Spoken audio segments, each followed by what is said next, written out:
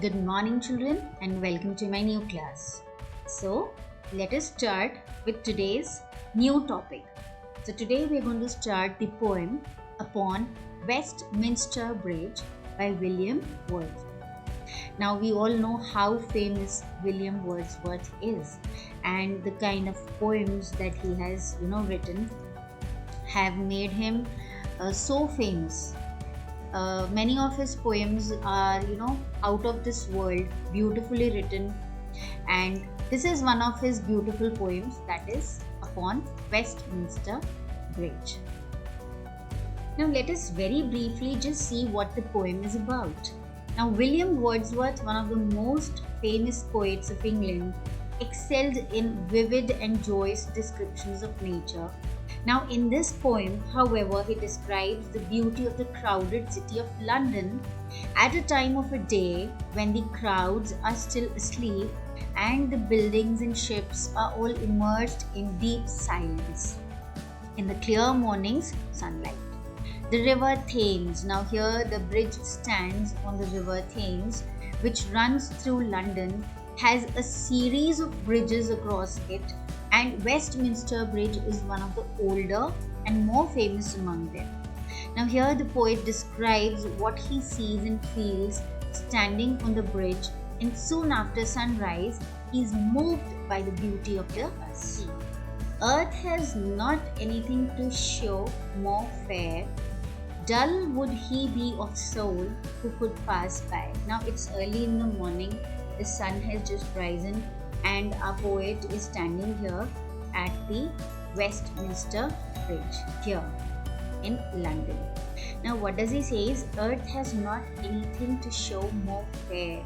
It means there could be nothing more fair, more beautiful. Dull would he be of soul who could pass by. It means that a person who passes from here without enjoying the beauty of this beautiful morning scene would be dull of soul. It means that that person would not be a very lively person. A sight so touching in its majesty means grandeur, so he says, a sight so touching in its majesty. The sight is so touching, it is so nice to look at this beautiful scene. This city now doth like a garment wear the beauty of the morning. It means that the city is now wearing this beautiful morning like a garment, like how we wear a beautiful dress and our appearance completely changes. Similarly, this city now doth. Doth is an old English verb which is used for does. This city now doth like a garment wear the beauty of the morning, silent, bare, ships, towers, domes, theatres, and temples lie open unto the fields and onto the sky. Now, here the poet is trying to tell us that this city is wearing this beautiful morning like a garment. And how is the scene?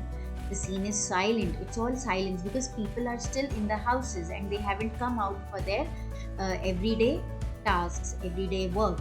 Bare. Bare means when it is in its raw form. There is no change, there is no pollution, there is nothing, no smoke, nothing. The ships, the towers, the domes and theatres and temples lie open unto the fields and to the sky. Now all these things are completely in their simplest state, and they are open unto the fields. It means that they are simply where they are and are still untouched. And to the sky, it means you can have a beautiful view of these things. Next, all bright and glittering in the smokeless air. So they are all bright and glittering in the smokeless air. Why the air is smokeless? Because it's early in the morning and people have yet not come out of their houses. So it's all bright and glittering. Never did sun more beautifully steep in his first splendor valley, rock or hill. Now suddenly the poet today, when he has come there early in the morning, he has realized never did sun more beautifully steep. Steep means to come down. Now what he says is that he has never seen the sun so beautiful in his first splendor. His is used for the sun. In his first splendor, valley, rock or hill.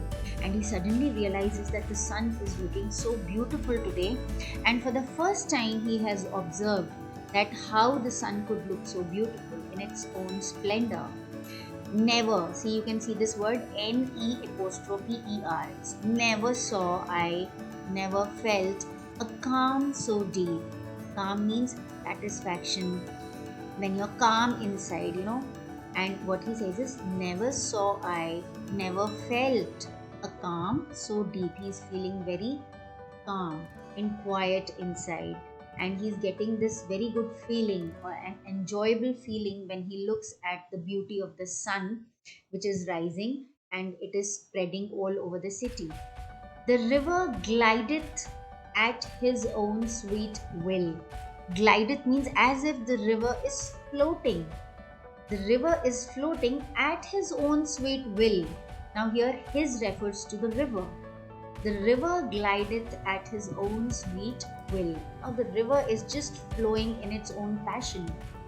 Dear God, the very houses seem asleep, and all the houses, they seem to be asleep, as if they are still asleep. There's no movement, and all that mighty heart is lying still. And here the poet is trying to tell us that, and all that mighty heart is lying still. It means that the heart of the city is still. It means that there is no movement. There's no hustle bustle right now, because the people are still asleep in their houses. So it is as if everything is quite still. Now here he has very beautifully described the scene of the London city, when he is standing at the Westminster Bridge. Now here there is a poetic device used. Poetic device means the devices which we use to beautify the poems. Now here for two places, here for sun he has used he, and for the river also he has used his. So when we give any human qualities to any non-living thing, it becomes a personification. Now it is called a personification. Here I am writing it down for you. It's called a personification. So personification refers to the poetic device where a non-living thing is given human attributes. Like here for the sun we have used the word his first splendor, right? And for the river we have used his own sweet will. So this is called personification. So I hope the poem is clear to you all, and we'll be discussing the question answers and the other aspects of this poem in my Zoom class. So have a nice day and keep learning.